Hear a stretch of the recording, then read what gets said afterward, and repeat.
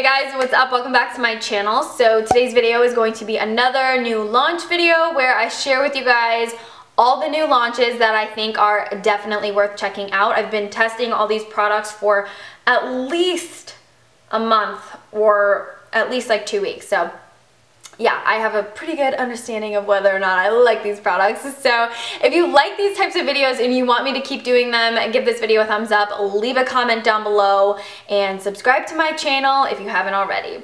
I want to get started off with a foundation that I fell in love with the first time I used it and have been wearing it nonstop ever since then. So this is the new Bare Minerals liquid foundation. It's the Bare Minerals Bare Pro foundation. Now I wear the shade Sable 21.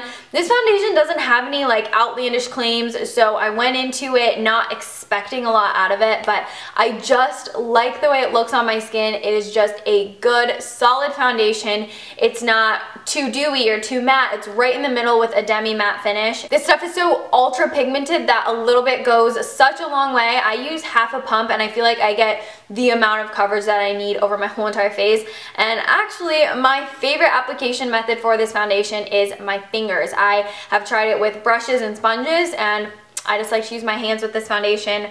I just really like this. And also from Bare Minerals, I really have been liking the Combo Control Milky Face Primer. This gives you, again, a really pretty demi matte finish, and this is hydrating but slightly mattifying. And the reason I like this is because the formulation of it, it doesn't feel like too silicone-y or too wet. It's like right in that sweet spot of a mattifying primer that also hydrates your skin but doesn't make your skin look like chalky or feel too slippery. It actually like sinks into your skin and feels really good. So this is a really great primer. But my newfound obsession of a primer, like I feel like I can confidently say that this is probably my favorite face primer that I have ever tried and had. j.one Jelly Pack Primer. This stuff is insane. It is extremely sticky and thick, and they call it the makeup gripper, and when you feel the consistency of it, you will know why they call it the makeup gripper. It's even thicker than honey, which doesn't sound super present, but once you like pat it into your skin, it really sinks into your skin and it like tightens your skin, it hides your pores. It actually sounds too good to be true, but it's not. It's really a magical product. So like I'll show you guys how thick it is on camera. See how it just kind of like drips down? See how thick it is? And then it spreads like kind of like glue. Once you start tapping it in, it starts disappearing and going into your skin. Okay, another foundation that I love just as much as the Bare Minerals foundation, but I started using before the Bare Minerals foundation, so once I got the Bare Minerals one, I kind of forgot about this one, but I love it a lot too. This is MAC Next to Nothing foundation. I believe this is their newest foundation launch, and I like this because it's like a liquid tinted moisturizer.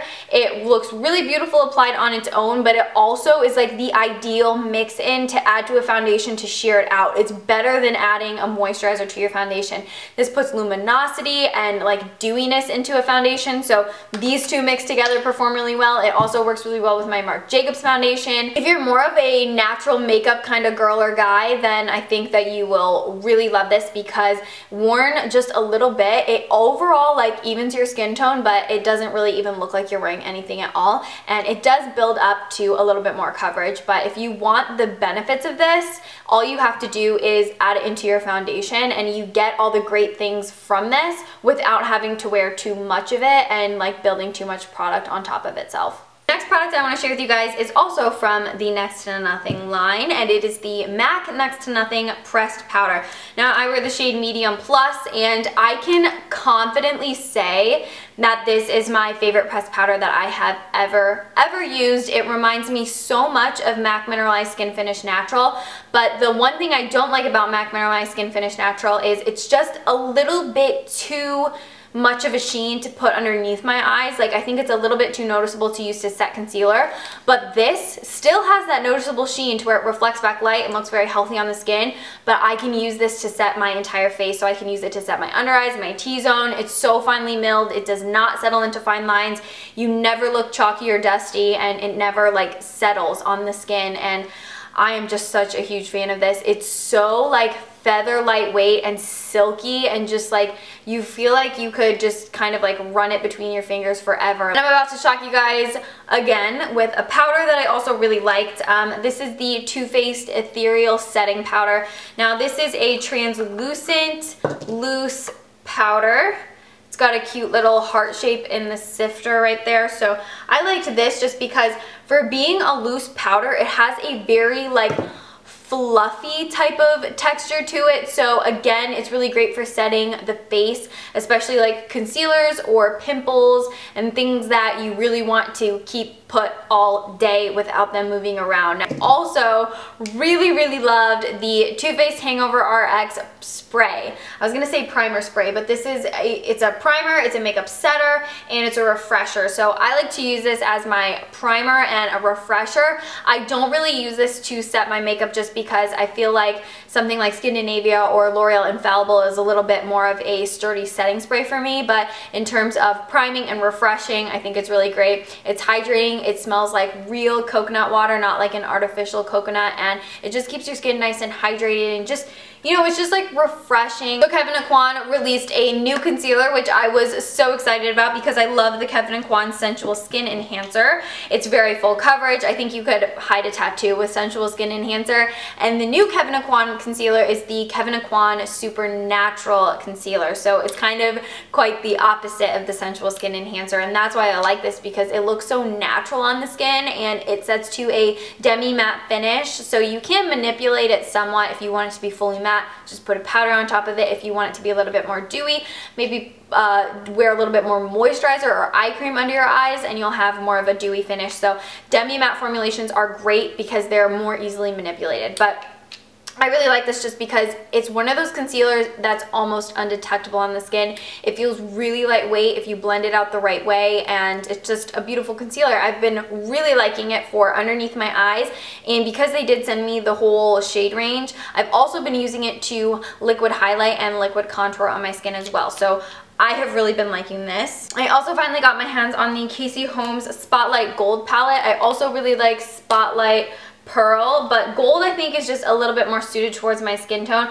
They're both set up relatively similar though, where they have like a lighter shade and then a darker shade, and then the last shade in the palette is really intense and has like a strong gold shimmer throughout it. I just like the gold one because it's a little bit deeper for my skin tone. The powders themselves are really finely milled, so they blend really beautifully on your skin. And they're kind of that gorgeous like sheer highlight to where they never look too metallic or too intense. They build up really pretty on the skin, and it always manages to look really nice and natural without emphasizing like pores and pimples or any type of raised skin that you have. It ends up never looking too apparent and overly emphasized. So that's what I really liked about this palette, was that it's a really natural, gorgeous highlight. I'm looking at the pile of things that I've already spoken about and looking at the pile of things that I want to speak about, and I've decided that I think this would be best as a two-parter. Otherwise, it's just going to be overwhelmingly long. So I have 3 more products that I'm going to share with you guys before I end this video. I'll start with these 2 mascaras. So this is the L'Oreal Lash Paradise. I did a whole video on this versus the Too Faced mascara, and I really like this. This gives you a very fluttery, wispy, doll-like effect.